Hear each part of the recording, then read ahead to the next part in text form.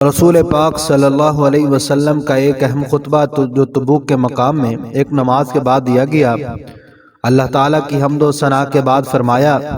بے شک صدق اور درستگی میں سب سے بڑا ہوا مجموعہ کلام اللہ ہے، بھروسے کی چیز کلمہ تقوی ہے، تمام ملتوں سے بہتر ملت ابراہیم علیہ السلام کی ہے، تمام طریقوں سے بہتر طریقہ محمد صلی اللہ علیہ وسلم کا ہے، تمام باتوں پر اللہ تعالیٰ کے ذکر کو شرف اور برتری حاصل ہے، تمام بیانات سے پاکیزہ ترین اور خوب ترین بیان قرآن مجید ہے، بہترین کام عظیمت کے کام ہیں، بدترین امور محدثات و بدعات ہیں،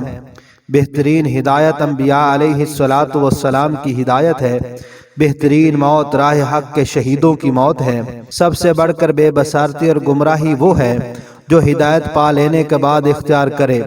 بہترین اعمال وہ ہیں جن سے انسان کو دینی، اخلاقی اور روحانی نفع حاصل ہو، بہترین ہدایت وہ ہے جس کی پیروی کی جا سکے، بدترین اندھا پن دل کا اندھا پن ہے، بلند ہاتھ پست ہاتھ سے بہتر ہے، تھوڑا مال جو جائز ضرورتوں کی کفالت کرے اس کثیر مار سے بہتر ہے جو غفلت میں ڈال دے، بدترین عذرخوائی اور توبہ وہ ہے جو جان کنی کے وقت کی جائے، بدترین ندامت و شرمساری وہ ہے جو قیامت کے دن ہوگی۔ بعض لوگ جمعہ کے لیے آتے ہیں مگر ان کے دل پیچھے لگے ہوئے ہوتے ہیں، بعض لوگ ایسے ہیں جو اللہ کو کبھی کبھی یاد کرتے ہیں۔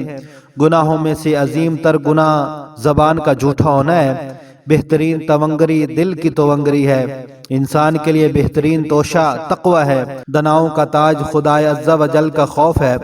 دل نشینی کے لیے بہترین شائع یقین ہے، شک و ریب کفر کی ایک شاخ ہے،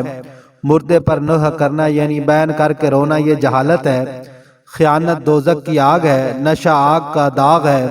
شعر گوئی شیطانی کام ہے، شراب گناہوں کا مجموعہ ہے، یتیم کا مال خانہ بدترین روزی ہے، سعادت مند وہ ہے جو دوسرے سے نصیحت حاصل کرتا ہے، اصل بدبخت وہ ہے جو ماں کے پیٹ ہی میں بدبخت ہو، انسان کا سرمایہ عمل اس کا بہترین انجام ہے،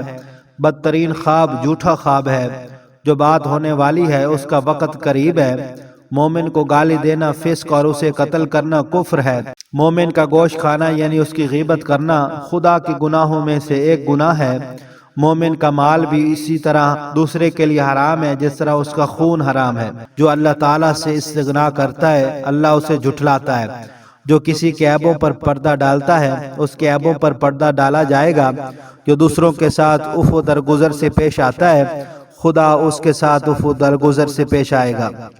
جو غصہ پی جائے گا اللہ تعالیٰ اسے اجر سے نوازے گا، جو نقصان پر صبر کرتا ہے اللہ تعالیٰ اسے اچھا بدلہ دے گا، جو چغلی پھیلاتا ہے اللہ تعالیٰ اس کی رسوائی عام کر دیتا ہے۔